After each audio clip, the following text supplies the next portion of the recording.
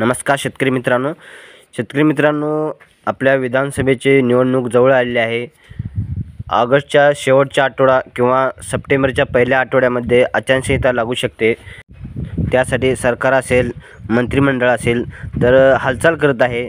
तर काल कृषी मंत्री धनंजय मुंडे यांनी आढावा घेतला की महाराष्ट्रातील कृषीविषयी। तर त्यांच्या माध्यमातून सांगण्यात आले की 31 जुलै रोजी हा आढावा घेतला। तर मागील 24 तासामध्ये खरीप हंगामाकरिता 1,65,00,000 अर्ज प्राप्त झाले आहेत।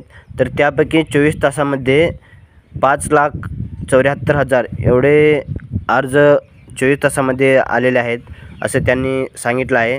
तर 2023 विषयी त्यांनी माहिती दिली। अग्रिम काढणी पश्चात नुकसान, पीक कापणी अहवाल यासाठी 7,280 कोटी मंजूर झाले होते। तर त्यापैकी 4,271 कोटी वितरित करण्यात आलेले आहेत।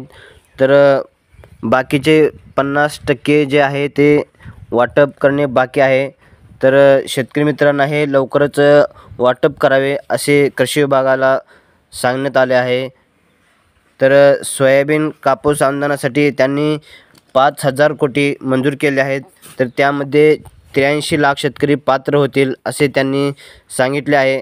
तर त्यांच्या माध्यमातून हा आढावा बैठक घेतली होती। यामध्ये हे सांगण्यात आले की पीक विमा 2023चा आणि 2024 विषयी आणि सोयाबीन आणि कापूस या अनुदानाविषयी माहिती दिली आणि हे पैसे लवकर वितरित करतील असे वाटते, कारण विधानसभेची आचारसंहिता हे लवकरच लागू होणार आहे।